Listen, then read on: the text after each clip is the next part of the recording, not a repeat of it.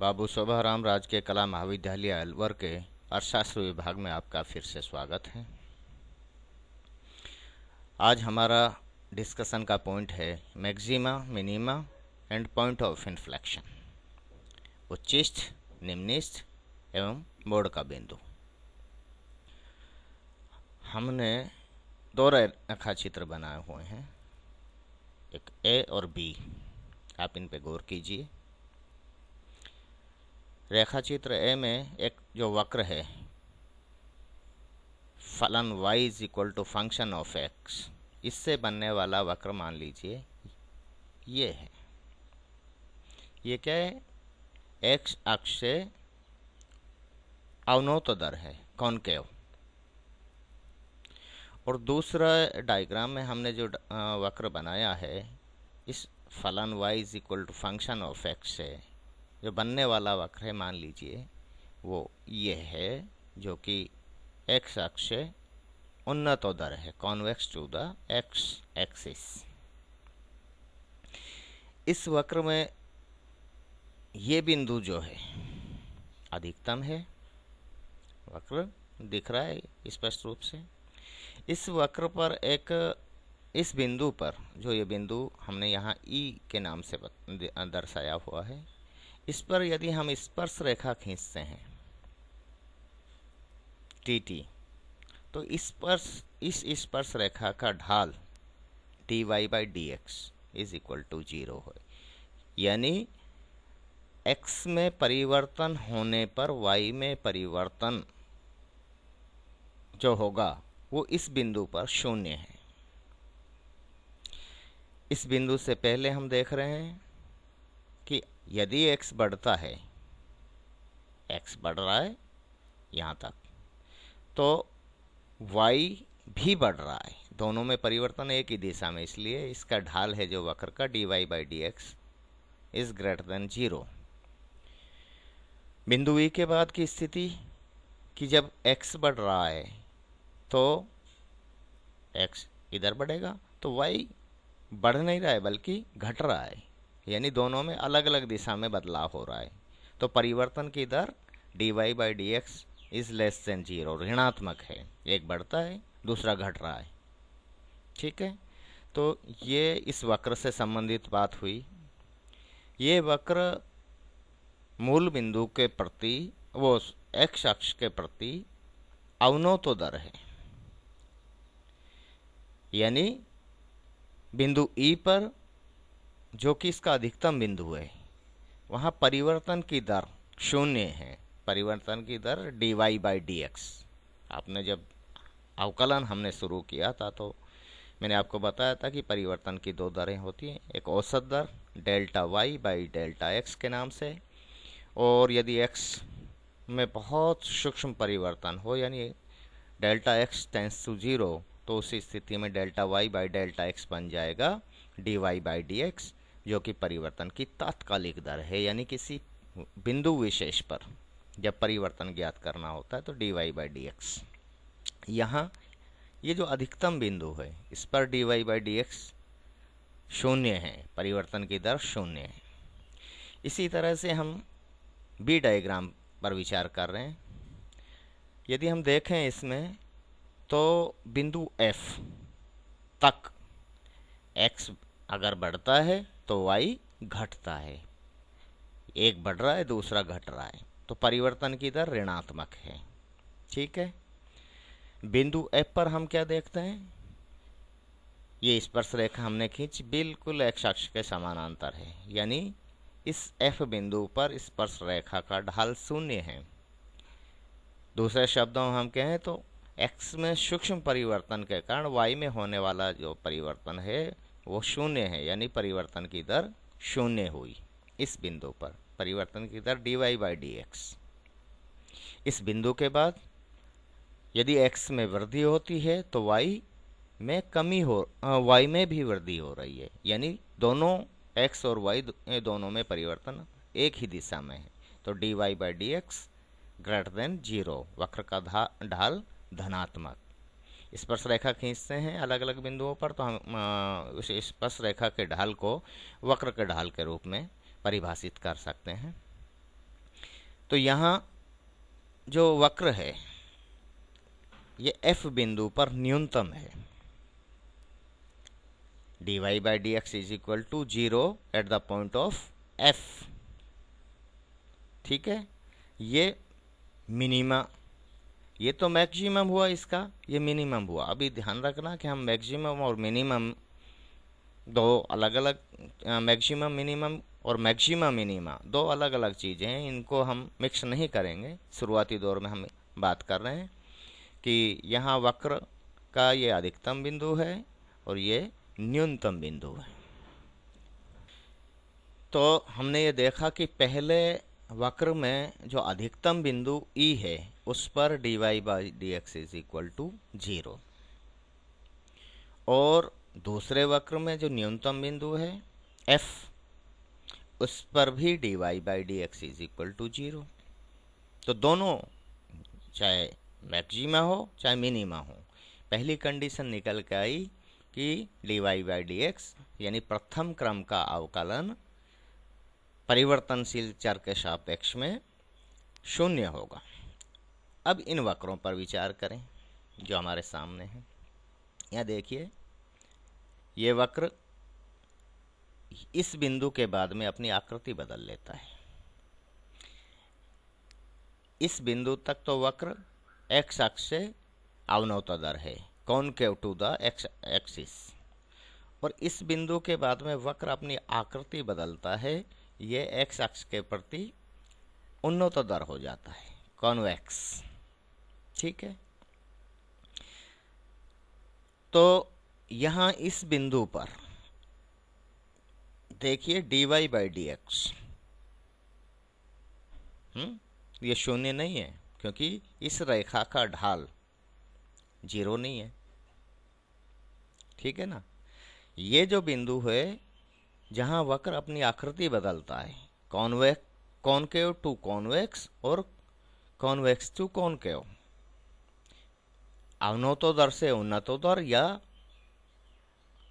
उन्नतोदर से अवनतोदर की स्थिति बनती है, तो वक्र अपनी आकृति बदलता है जिस बिंदु पर, उस बिंदु को मोड़ का बिंदु कहते हैं, पॉइंट ऑफ इन्फ्लेक्शन कहते हैं।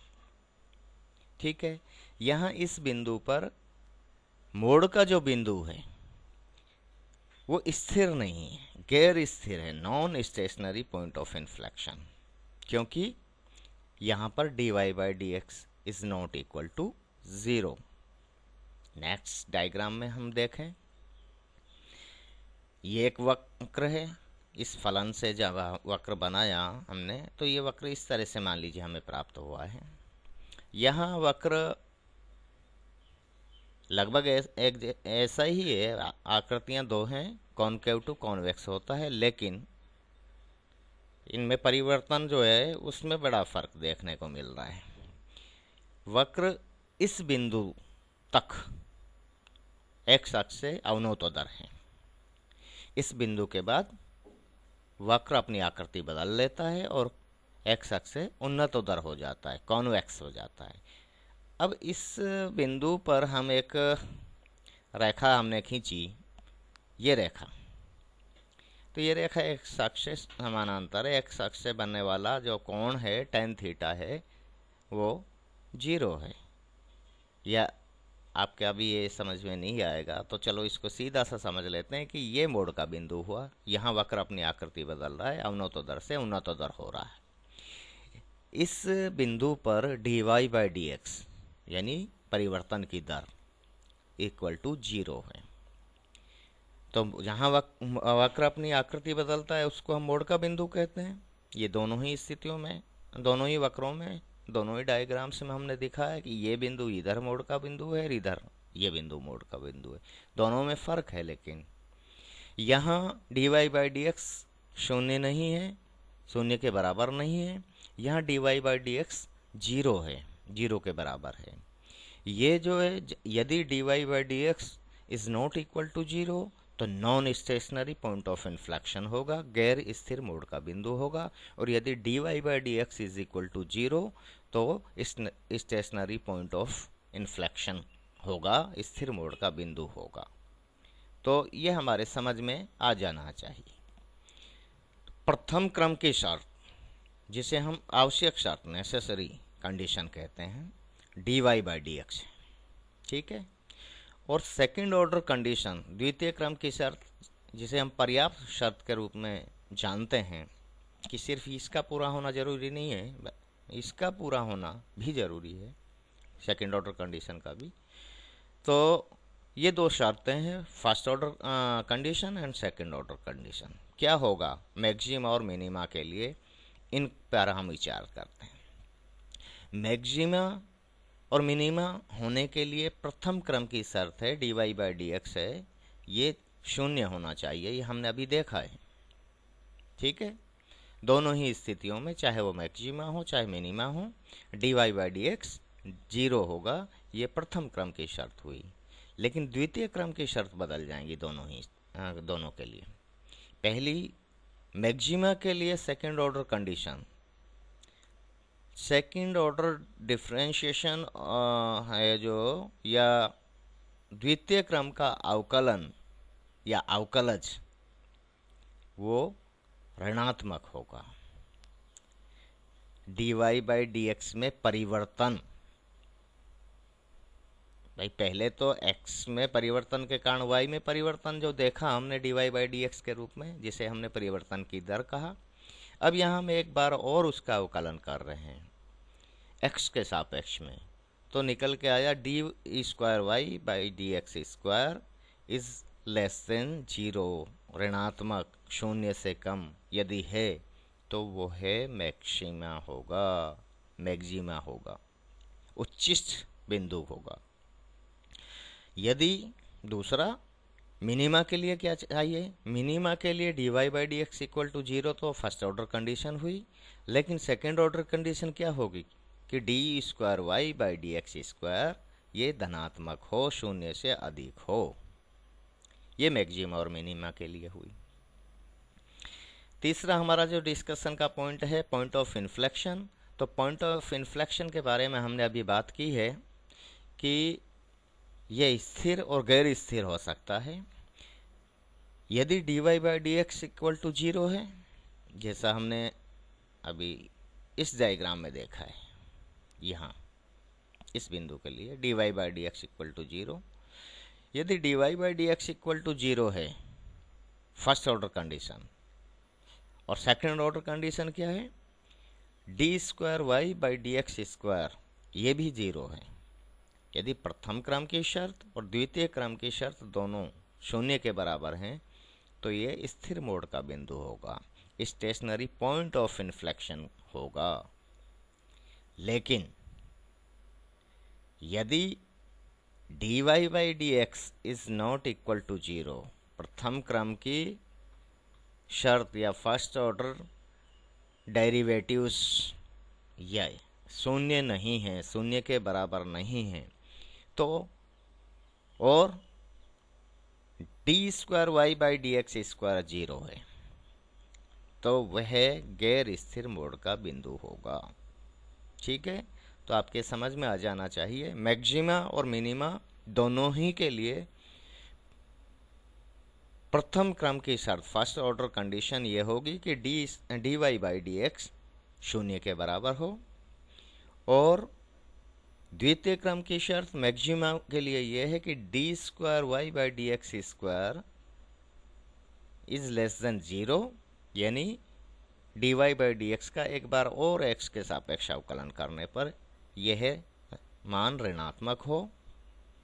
और मिनिमा के लिए यह आवश्यक है कि second order condition d square y by d x square greater than zero हो। ठीक है, मैक्सिमा मिनिमा के लिए यह हुआ। पॉइंट ऑफ इन्फ्लेक्शन के लिए जो हमने कंडीशंस अभी डिस्कस की हैं, उनमें पहली स्थिति ये है कि यदि d y by d x शून्य के बराबर हो, फर्स्ट ऑर्डर डिफरेंशिएशन या फर्स्ट ऑर्डर कंडीशन हमारी शून्य के बराबर हो, तथा d square y by d x square ये भी शून्य के बराबर हो, जीरो हो, तो उस स्थिति में स्थिर मोड का बिंदु होगा।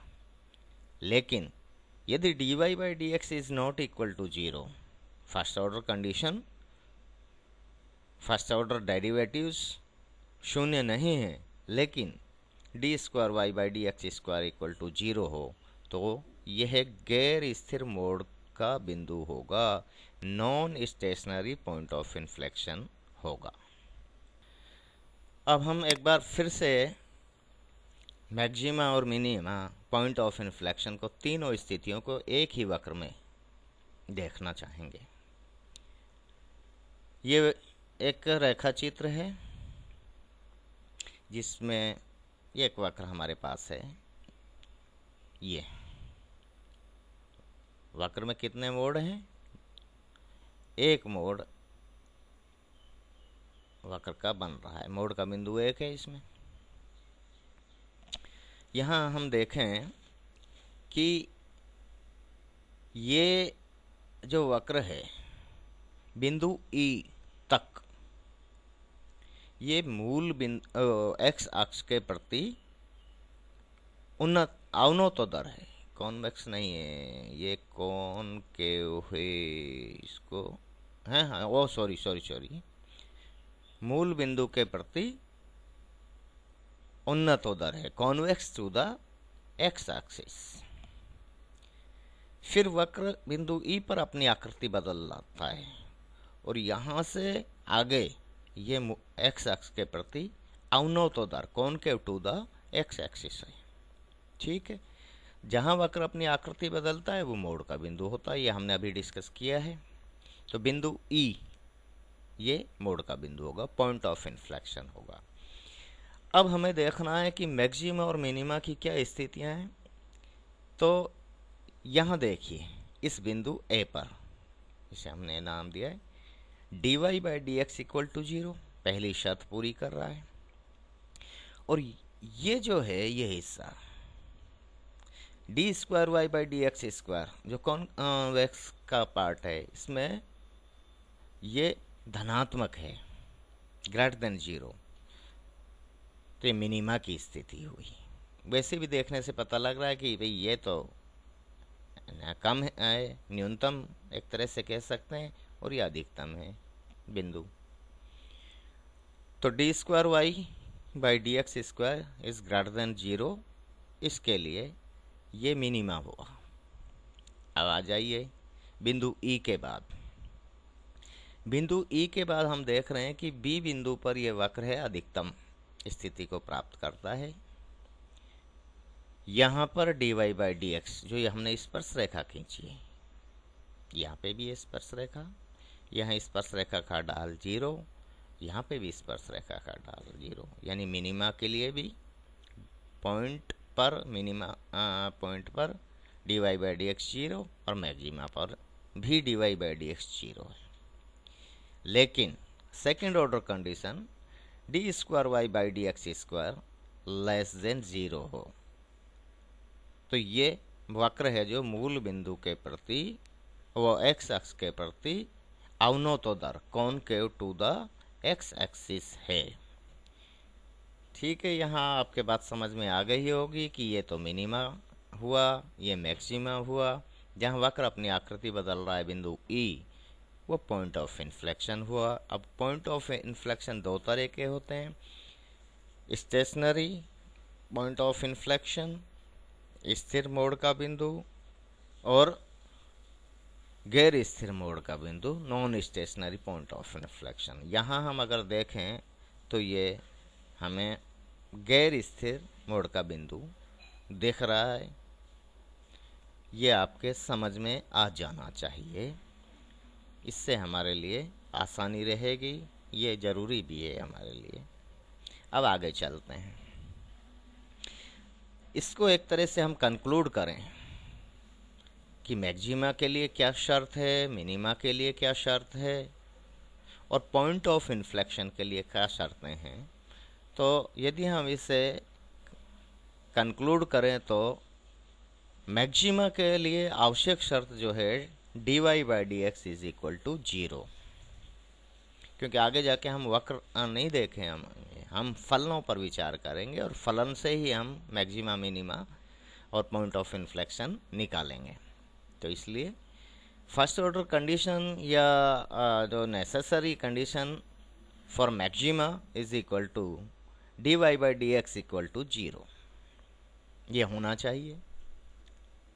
मिनिमा के लिए भी जो आवश्यक शर्त क्या है, फर्स्ट ऑर्डर कंडीशन, कि प्रथम क्रम का अवकलन d y by d x equal to 0 हो। द्वितीय क्रम की जो शर्त है, सेकंड ऑर्डर कंडीशन है, पर्याप्त शर्त के नाम से हम जिसे जानते हैं, वो मैक्सिमा के लिए d square y by d x square is less than 0, यानी इसका एक बार और अवकलन यदि हम करते हैं x के सापेक्ष तो उसका मान ऋणात्मक होगा, शून्य से कम होगा। ये मैक्सिमा के लिए है। मिनिमा के लिए सेकेंड ऑर्डर कंडीशन कि d square y by d x square is greater than 0। एक और बार इसका d y by d x का अवकलन x के सापेक्ष करने पर जो मान है वो धनात्मक हो, ये मिनिमा की शर्त हुई। तो अब इसमें कोई कन्फ्यूजन की स्थिति नहीं बन रही है, आपके बिल्कुल क्लियर होना चाहिए कि मैक्सिमा के लिए first order condition d y by d x equal to 0 और second order condition d square y by d x square is less than 0, ऋणात्मक। मिनिमा के लिए d y by d x equal to 0 first order condition है, second order condition d square y by d x square is greater than 0, इसका मान धनात्मक होना चाहिए। ये मैक्सिमा मिनिमा के लिए बात हुई। अब जो हमारे पास तीसरा जो बात है वो है पॉइंट ऑफ इन्फ्लेक्शन को लेकर जो समझनी है।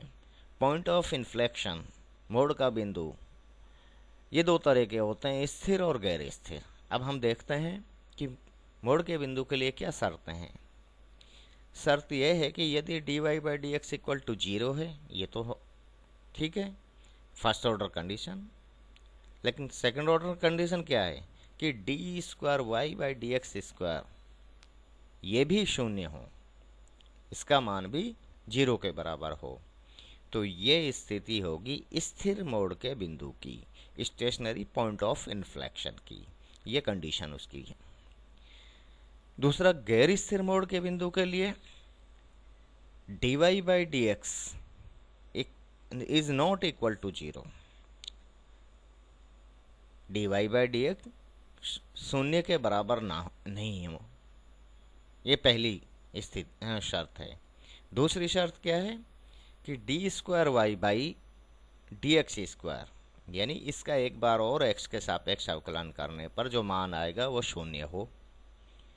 यदि ये शर्तें पूरी करता है तो ये गैर स्थिर मोड़ का बिंदु होगा, non stationary point of inflection होगा।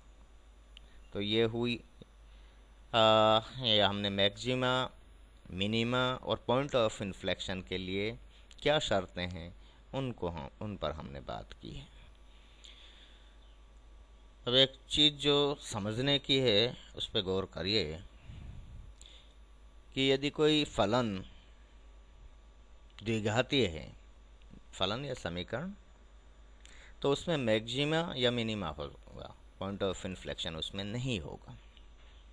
जैसे ये एक द्विघातीय समीकरण है, x square plus b x plus c, तो इससे जो बनने वाला वक्र है उसमें या तो मैक्सिमा होगा या मिनिमा होगा। ठीक है, जब मैक्सिमा और मिनिमा दोनों एक साथ होते हैं किसी वक्र में तो ही मोड़ का बिंदु हमें प्राप्त होगा, अन्यथा नहीं। वरना तो फिर क्या, या तो मैक्सिमा मिलेगा या मिनिमा मिलेगा। यदि त्रिघातीय समीकरण हो या फलन हो, जैसे त्रिघातीय समीकरण का हमारे पास ये उदाहरण है कि x cube plus b x square plus c x plus d बराबर 0, ये त्रिघातीय समीकरण है। तो इसमें हमें मैक्सिमा भी मिलेगा, मिनिमा भी मिलेगा और पॉइंट ऑफ इन्फ्लेक्शन भी मिलेगा, मोड़ का बिंदु भी मिलेगा। तो समीकरण में या फलन में जितनी घात हैं उससे एक कम होगी मैक्सिमा, मिनिमा और पॉइंट ऑफ। यदि समीकरण में 2 घात हैं तो या तो मैक्सिमा होगा या मिनिमा होगा। समीकरण में 3 घात है तो मैक्सिमा भी होगा मिनिमा भी होगा, और जहाँ मैक्सिमा और मिनिमा एक साथ होंगे तो वहाँ निश्चित रूप से पॉइंट ऑफ इन्फ्लेक्शन मोड़ का बिंदु भी होगा, क्योंकि वक्र है जो अपनी आकृति बदलेगा उस स्थिति में। तो ये आपके क्लियर होना चाहिए। यदि अब हम आगे कुछ उदाहरणों से अपनी बात को स्पष्ट करेंगे। इससे संबंधित कुछ सवाल, कुछ एग्जाम्पल्स हम डिस्कस करते हैं। यदि y is equal to x cube minus 3x² minus 9x plus 27 एक फलन है, तो इस फलन में मैक्सिमा तथा मिनिमा ज्ञात करिए, या इस फलन का अधिकतम तथा न्यूनतम मान ज्ञात कीजिए।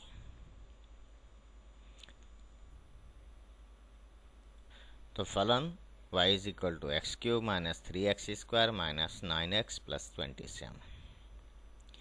मैक्सिमा या मिनिमा होने के लिए फर्स्ट ऑर्डर कंडीशन क्या है? आपको पता है कि dy/dx जो है वो 0 के बराबर होना चाहिए।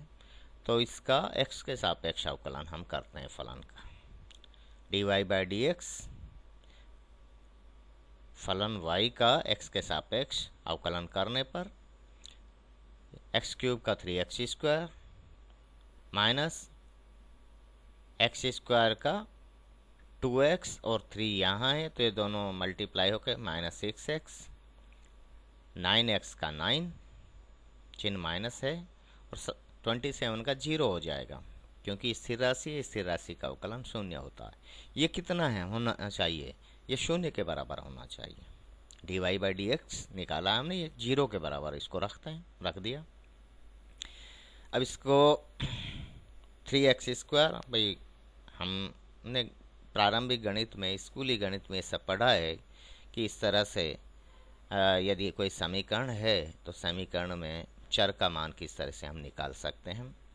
तो 3x² माइनस 9x, 9x लिखा है, 9x है नहीं, तो ऐसे में इसमें प्लस 3x कर देंगे तो ये वैल्यू 6x ही बचेगी, मूल value minus 9 equal to 0। 3x common आ रहा है यहाँ इन दो में, तो 3x ले लिया, x माइनस 3, यहाँ x बचा 3x कॉमन लेने के बाद, और यहाँ 3 बचेगा, क्योंकि 3x गुणा 3 बराबर 9x हो जाता है।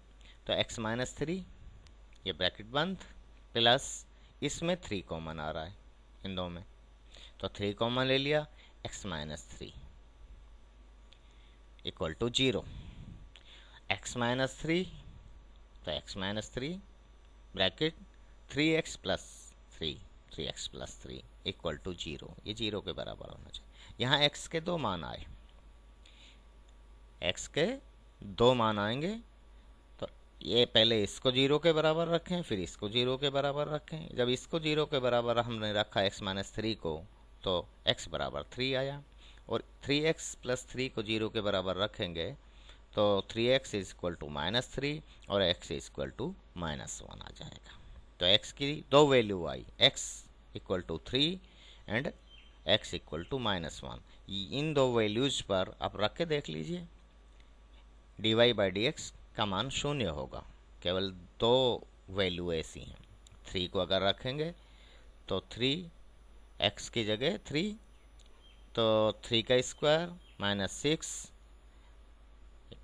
3 इंटू 3 माइनस 9, तो 3 का स्क्वायर 3 3 9, 9 3 27, ठीक है, माइनस 6 इंटू 3 18, 27 में से 18 गए तो 9, माइनस ये प्लस के रहेंगे और ये माइनस 9, 9 माइनस 9 बराबर 0। माइनस 1 को भी रखेंगे तो माइनस, क्योंकि अंदर है स्क्वायर होगा माइनस 1 का, तो इसलिए प्लस हो जाएगा। तो 3 माइनस 6 इंटू माइनस 1, तो ये माइनस इंटू माइनस ये प्लस हो जाएगा, तो 3 plus 6 equal to 9, minus 9 equal to 0। तो ये 2 वैल्यू ऐसी आई हैं जिन पर x का मान dy/dx का मान 0 होगा। ठीक है, ये फर्स्ट ऑर्डर कंडीशन है मैक्सिमा मिनिमा के लिए। अब सेकंड ऑर्डर कंडीशन क्या है कि d square y by d x square हम निकालें और चेक करें। D square y by d x square का मतलब हुआ कि इस d y by d x फलन का एक बार और एक्स के सापेक्ष हम अवकलन करें। करिए साहब, 3x स्क्वायर का करेंगे तो 3 इंटू 2 एक्स तो 6x हुआ, माइनस 6x का 6 माइनस का रहेगा और माइनस 9 का 0 तो 6x माइनस 6 हुआ। अब चेक करते हैं कि ये धनात्मक है या ऋणात्मक है, क्योंकि मैक्सिमा मिनिमा के लिए या तो ये धनात्मक होगा जो हमने x की वैल्यू निकाली है उन पर, या ऋणात्मक होगा। तो हम चेक करते हैं x बराबर 3 पर, x बराबर 3 पर d square y by d x की वैल्यू क्या होगी, तो यहाँ 3 रख देते हैं। जब हमने यहाँ 3 रखा तो 6 इंटू 3 माइनस 6 बराबर 12, 12। और ये क्या है, 12 धनात्मक है, ग्रेटर देन 0 है। तो यहाँ जब d square y by d x square की वैल्यू धनात्मक हो तो अभी हमने देखा था कि ये मिनिमा होगा, ये मिनिमा की कंडीशन है। तो x बराबर 3 पर फलन का मान है जो न्यूनतम होगा, मिनिमा होगा। ठीक है, x बराबर -1 पर चेक करते हैं। x बराबर 1 जब हम रखेंगे d square y by d x square जो ये फल हमने निकाला है इसमें, तो 6 minus 1 minus 6 is equal to, ये माइनस हो जाएगा, ये -6 ऑलरेडी है तो -12। -12 इज लेस देन 0, ऋणात्मक है। तो यहाँ जो सेकेंड ऑर्डर कंडीशन है d square y by d x square, ये क्या है, लेस देन 0 है। और लेस देन 0 की स्थिति में ये मैक्सिमा होगा, ये मैक्सिमा, ये करेक्शन करना है आपको, ध्यान रखना। x बराबर -1 पर, ये एक करेक्शन है जिसको आपको कर लेना है। तो x बराबर -1 पर फलन का मान अधिकतम होगा। ठीक है, अब फलन का अधिकतम मान क्या होगा, ये फलन में रख देते हैं। y is equal to x cube minus 3x square minus 6x plus 27 में x बराबर -1 रखेंगे तो y की वैल्यू 32 हुई, हमने सॉल्व कर लिया। और अगर आपको न्यूनतम मान निकालना है फलन का, तो न्यूनतम मान है जो x बराबर 3 पर मिनिमा है। यहाँ फलन में जो फलन हमारा है y equal to x cube minus 3x square minus 9x plus 27, इसमें x बराबर 3 रखेंगे। जब x बराबर 3 रखेंगे तो y की वैल्यू 0 होगी। तो 0 मिनिमम वैल्यू ऑफ फंक्शन और 32 मैक्सिमम वैल्यू ऑफ फंक्शन। ये आप ज़रूर करेक्शन करें जो मैंने बताया है, क्योंकि अब मैंने ये पीडीएफ फॉर्मेट में स्कैन किया हुआ है तो यहाँ मेरे से हो नहीं पाएगा। आप अपने में कर लें, ये मिनिमा नहीं है, ये मैक्सिमा है, क्योंकि ये मैक्सिमा की कंडीशन है। हालांकि हिंदी में लिख दिया है अधिकतम, लेकिन फिर भी आप अपने में करेक्शन कर लेना। ठीक है, चलो अगला उदाहरण लेते हैं। एक और उदाहरण हमने लिया, ये भी हमने त्रिघातीय लिया। कारण क्या है कि त्रिघातीय लेने से मैक्सिमा भी मिल जाएगा, मिनिमा भी मिल जाएगा और पॉइंट ऑफ इन्फ्लेक्शन भी मिल जाएगा। अगर हम द्विघातीय लेते तो उस स्थिति में केवल हमें या तो मैक्सिमा मिलेगा या मिनिमा मिलेगा, पॉइंट ऑफ इन्फ्लेक्शन नहीं मिल पाएगा। इसलिए हम जो उदाहरण ले रहे हैं वो इस तरह के हमने त्रिघातीय फलन का उदाहरण लिए। फलन y is equal to 3x cube minus 4x square minus x plus 10, ये फलन है। अब इसमें हमें ये जांचना है कि किस x के किस मान पर फलन मैक्सिमा होगा, किस मान पर मिनिमा होगा। तो first order condition maxima minima की dy by d x is equal to 0 होना चाहिए। तो हम निकालते हैं इसका dy बाई डी एक्स, निकालते हैं तो 3x क्यूब का 9x स्क्वायर अवकलन किया, माइनस 4x स्क्वायर का अवकलन करेंगे तो माइनस 8x, और माइनस x का करेंगे तो -1, 10 का करेंगे तो 0, क्योंकि 10 एक कांस्टेंट वैल्यू है और कांस्टेंट का डिफ्रेंशिएशन है जो शून्य होता है। ठीक है, इसको हम 0 के बराबर रख देते हैं, रख दिया सब। 9x²। अब हम x की जो वैल्यू है वो निकालना चाहेंगे, तो उसके लिए हम इसको इस तरह से कर देते हैं। 9x² minus 9x plus x, minus 9x plus x तो माइनस 8x हो जाएगा। ये -1 इक्वल टू 0। यहाँ इन दोनों में 9x कॉमन आ गया तो x माइनस 1। ठीक है, यहाँ 1 कॉमन आ रहा है तो 1 बाहर, x माइनस 1 इक्वल टू 0। ये दोनों में कॉमन है तो x माइनस 1 बाहर ले लिया, 9x plus 1 equal to 0। x की दो वैल्यू आएंगी, x माइनस 1 को 0 के बराबर रखें और 9x प्लस 1 को 0 के बराबर रखें तो हमें दो वैल्यू मिलेंगी, x इक्वल टू 1 और x इक्वल टू -1/9। अब सेकेंड ऑर्डर कंडीशन निकालते हैं। सेकेंड ऑर्डर कंडीशन में dy/dx का एक बार और x के सापेक्ष अवकलन करते हैं। तो अवकलन किया d²y/dx²। 9x² करेंगे तो 18x माइनस 8x का करेंगे तो -8 हो जाएगा, तो -8 -1 का 0, इसलिए उसे लिखा नहीं। ठीक है, अब इसको सेकंड ऑर्डर कंडीशन को हम चेक करते हैं x की इन वैल्यूज पर। दो वैल्यू हैं हमारे पास, 1 और -1/9। तो x इक्वल टू 1 पर हम d²y/dx² को चेक करते हैं। जब x बराबर 1 रखेंगे तो 18 into 1 minus 8 equal to 10 which is greater than 0। और जब d²y/dx² ग्रेटर देन 0 हो तो वो मिनिमा होगा। ठीक है, x इक्वल टू -1 पर हम इसको चेक करते हैं तो d²y/dx² इक्वल टू 18 x की जगह -1/9 -8 9 दूना 18।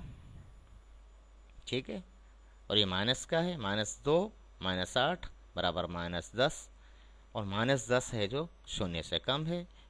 d²y/dx² यदि ऋणात्मक हो तो मैक्सिमा की स्थिति होगी। तो यहाँ पर हमने ये पाया कि x बराबर 1 पर फलन मैक्सिमा और x बराबर -1 पर x बराबर 1 पर जो है मिनिमा, और x बराबर -1/9 पर जो फलन की वैल्यू मैक्सिमा होगी। ठीक है, अब हम मिनिमम वैल्यू क्या होगी फलन की, x इक्वल टू 1 रखेंगे फलन में तो 8 आएगी, और मैक्सिमम वैल्यू फलन की x बराबर -1/9 रखने पर जो है ये आएगी। इस तरह से आप निकाल सकते। एक और उदाहरण लेते हैं। यदि हमारे पास फलन है y is equal to 3x² minus 2x plus 50, तो हमें यहाँ उच्चिष्ट मैक्सिमा, निम्निष्ट मिनिमा व मोड का बिंदु यदि है तो ज्ञात करना है। अब देखिए, ये द्विघातीय समीकरण, द्विघातीय फलन हुआ, और जिस फलन जो है इसमें चर की घात अधिकतम जो घात है उससे एक कम फल जो है मोड होगा। तो अधिकतम घात यहाँ चर की x की 2 है, 2 है तो एक मोड होगा, सिर्फ 2 मोड। मोड से मतलब एक वक्र बनेगा हमारे पास। चूँकि अब तो हल करते हैं इसको, फलन द्विघाती है इसलिए इसमें पॉइंट ऑफ इन्फ्लेक्शन नहीं होगा। पॉइंट ऑफ इन्फ्लेक्शन के लिए कंडीशन ये है कि वक्र अपनी आकृति बदले। यहाँ वक्र आकृति बदलेगा ही नहीं। द्विघातीय समीकरण से जो वक्र बनेगा या द्विघातीय फलन से जो वक्र बनेगा वो या तो इस तरह से होगा, या फिर इस तरह से होगा, या फिर इस तरह से होगा, जो भी होगा, लेकिन वक्र अपनी आकृति नहीं बदलेगा। आकृति बदलना कहते हैं यूं यूं, इसको आकृति बदलना कहते हैं। ऐसे ले सकते हो आप, ऐसे, ये भी आकृति बदल रहा है, लेकिन ये नहीं बदलेगा। द्विघातीय समीकरण या द्विघातीय फलन है, इसमें पॉइंट ऑफ इन्फ्लेक्शन नहीं होगा। ठीक है, ये तो क्लियर हुआ। अब फिर क्या जाने, पॉइंट ऑफ इन्फ्लेक्शन तो निकलेगा नहीं, तो अब हमारे पास में या तो मैक्सिमा होगा या मिनिमा होगा, दोनों एक साथ नहीं होंगे, इसमें ध्यान रखें। तो मैक्सिमा और मिनिमा के लिए जो है हम निकालते हैं कंडीशंस। फर्स्ट ऑर्डर कंडीशन की क्या है मैक्सिमा मिनिमा की, कि d y by d x equal to 0 हो। तो करिए साहब, इसका अवकलन करिए एक्स के सापेक्ष में। जब हम करेंगे तो 3x² का 6x होगा, -2x का 2 होगा और 50 का 0 हो जाएगा। तो 6x - 2 इक्वल टू 0। ठीक है, 6x इज इक्वल टू 2 और x इज इक्वल टू 1/3। ये x की वैल्यू आई। x की दो वैल्यू नहीं है यहाँ, ध्यान रहे। अगर दो वैल्यू आती तब मैक्सिमा और मिनिमा एक साथ मिल सकते थे, लेकिन ये अब यहाँ सिर्फ एक स्पेसिफिक वैल्यू है, x equal to 1/3। First order condition हुई। सेकंड ऑर्डर कंडीशन हम निकालते हैं कि इसका एक बार और अवकलन कर देते हैं, d²y/dx² इज इक्वल टू, अभी इस फलन का एक बार और अवकलन किया x के सापेक्ष, तो वैल्यू 6x की 6 और -2 का अवकलन 0 होगा, इसलिए 6 हुआ। और d²y/dx² is equal to 6 which is greater than 0। और यदि हमने पढ़ा है ये कि यदि फर्स्ट ऑर्डर कंडीशन शून्य के बराबर और सेकंड ऑर्डर कंडीशन धनात्मक हो तो उस स्थिति में वो मिनिमा होगा, है। तो x बराबर 1/3 पर फलन मिनिमा होगा। और मिनिमम वैल्यू ऑफ y क्या होगी, x बराबर 1/3 पर, ये आप निकाल सकते हैं। इस फलन में 1/3 रख के 1/3 रख के जो इसको हल करेंगे तो 149/3 आंसर निकल के आएगा। ठीक है, एक और उदाहरण लेते हैं ताकि और अच्छे से स्पष्ट हो जाए। ये एग्जाम्पल हमने लिया है कि फलन y is equal to 1/15 x³ - 3/10 x² - 2x + 10 हमारे पास है। इसमें हम मैक्सिमा मिनिमा और पॉइंट ऑफ इन्फ्लेक्शन तीनों ज्ञात कर सकते हैं, तीनों स्थितियां इसमें होंगी। First order condition dy/dx is equal to, यानी अवकलन कीजिए इस फलन का x के सापेक्ष में, प्रथम क्रम का अवकलन है, करेंगे तो x³ का 3x² आ जाएगा और 1/15 तो एज इट इज रहना है, तो 3/15 into x², 3/10 as it is, x² का 2x होगा तो ऊपर 6x/10। ठीक है, तो माइनस चिन्ह, -6/10 x, 2x का 2 होगा और माइनस चिन्ह आएगा ही साथ में, 10 का 0 हो जाएगा। तो dy/dx क्या निकला, 3/15 x² - 6/10 x - 2 इक्वल टू 0। इसको 0 के बराबर रखना है, ध्यान रखना यहाँ 0 नहीं है। dy/dx जो है इसको फर्स्ट ऑर्डर कंडीशन है कि हम इसको 0 के बराबर रखें, तो हमने रख दिया। 1/5 x² - 3/5 x - 2 इक्वल टू 0 जब और हल करते हैं तो इससे हम x की वैल्यू निकाल लेंगे। अब एलसीएम लेके अगर हम हल करते हैं तो x² - 3x - 10 इक्वल टू 0, ये हमारे पास आ जाता है। ये क्वाड्रेटिक इक्वेशन है, द्विघातीय समीकरण। देखिए द्विघातीय समीकरण में x की वैल्यू निकालने का दो तरीके हैं। आपके लिए आसान तो यही है, यदि किसी की मैथमेटिक्स ठीक है तो फिर एक ध्यान हो आपके, एक सूत्र है गणित में, x is equal to plus minus x is equal to -b plus minus √b² - 4ac/2a से भी हम निकालते हैं यदि किसी की मैथमेटिक्स ठीक है तो, अन्यथा सीधा गुणनखंड करके इस विधि से हम निकाल लेते हैं। तो x² - 5x + 2x - 10, क्योंकि ये जो है ये और ये दोनों एक ही बात है, बस हमने इसको अलग तरीके से लिखा है कि इसमें 5x जो है माइनस का, उसमें 2x जोड़ दिया है तो ये -3x ही रहेगा। ठीक है, यहाँ देखिए x कॉमन आ रहा है, यहाँ पे x कॉमन आ रहा है और यहाँ पे 2 कॉमन आ रहा है। तो जब हम करेंगे, इसको हल करेंगे तो x - 5 x + 2 = 0 ये आ जाएगा। एक बार इसको 0 के बराबर रखिए और एक बार इस ब्रैकेट को 0 के बराबर रखिए, तो वैल्यू x की जो आएंगी x = 5 एंड -2, दो वैल्यू x की आएंगी। अब हम चेक करते हैं इन वैल्यूज पे, इन मानों पर। d² y second order condition निकालते हैं। Second order condition d² y dx²। इसका एक बार और अवकलन करेंगे, तो इसका करेंगे तो x² की 2x हो जाएगा और 5 है जो पहले से ही बटा में है, तो 2/5x -3/5x का करेंगे तो x का 1 होगा और -3/5 बच जाएगा और 2 का 0 हो जाएगा। तो ये सेकंड ऑर्डर कंडीशन, यानी इसका एक और बड़ा अवकलन हमने जब किया तो d² y dx² = 2/5x - 3/5 हमारे पास आया। अब हम चेक करते हैं कि x = 5 पर जो सेकंड ऑर्डर कंडीशन है, द्वितीय क्रम का जो अवकलज है उसका मान क्या कैसा होगा, धनात्मक होगा या ऋणात्मक होगा। x = 5 पर d² dx² में ये जो वैल्यू रखते हैं तो 2/5 x की जगह 5 -3/5 = 7/5। अब 7/5 विच इज ग्रेटर देन 0।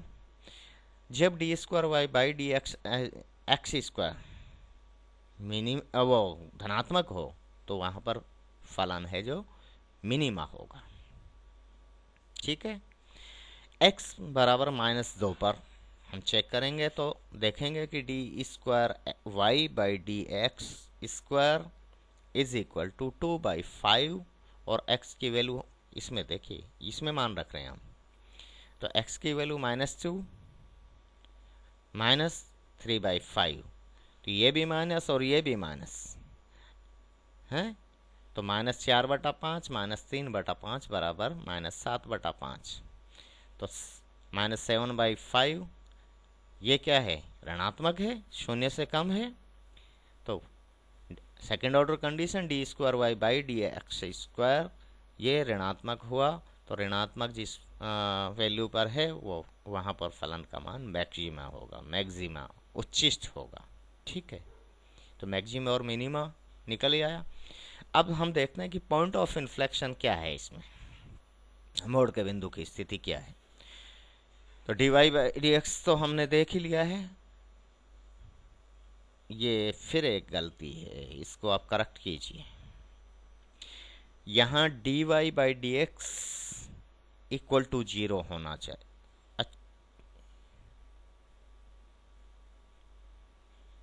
नहीं, ये गलती नहीं है। ये second order condition point of inflection में, भाई फर्स्ट ऑर्डर कंडीशन तो dy/dx या तो 0 होगा या 0 नहीं होगा, दो हैं।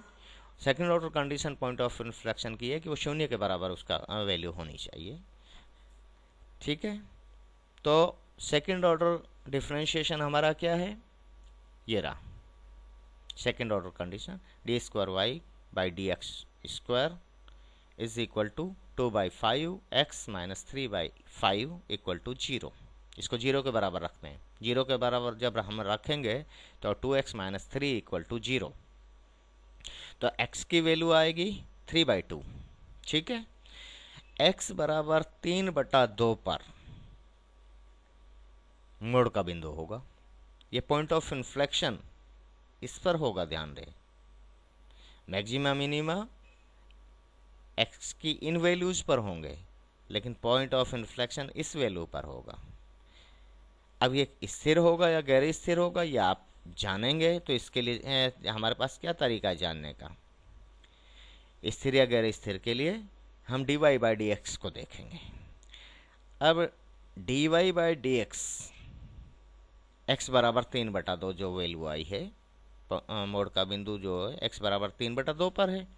इस पर हम देखें कि dy बाई डी एक्स कैसा आता है, शून्य आता है या शून्य नहीं आता है।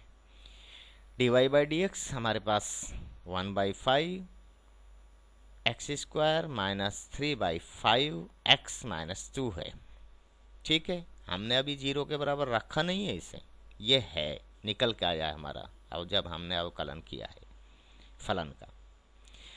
अब यहाँ x बराबर 3/2 जब हम रखते हैं तो 1/5 3/2 का स्क्वायर माइनस 3/5 x की जगह 3/2 माइनस 2, इसको हल करते हैं तो हमारे पास जो वैल्यू निकल के आती है -8/10।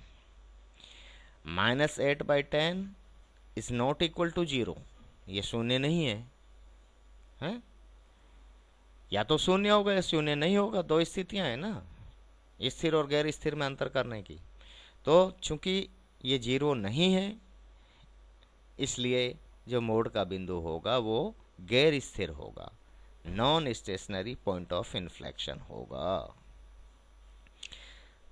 तो यह हमने maxima, minima and point of inflection से संबंधित समस्या है उसको डिस्कस किया है।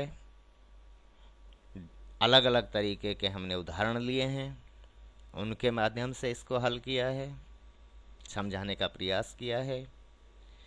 इससे संबंधित जो क्वेश्चंस हैं, जो प्रॉब्लम्स हैं, आप अपनी बुक में देखिए, उनको घर पे कीजिए तो ये कंसेप्ट आपका पूरी तरह से क्लियर हो जाएगा। आज के लिए इतना ही। आप सभी का बहुत बहुत धन्यवाद। Thank you.